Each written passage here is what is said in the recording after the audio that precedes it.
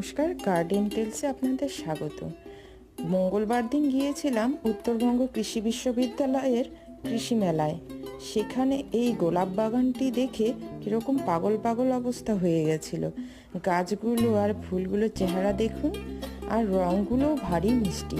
চলুন আপনাদেরকেও দেখানো যাক।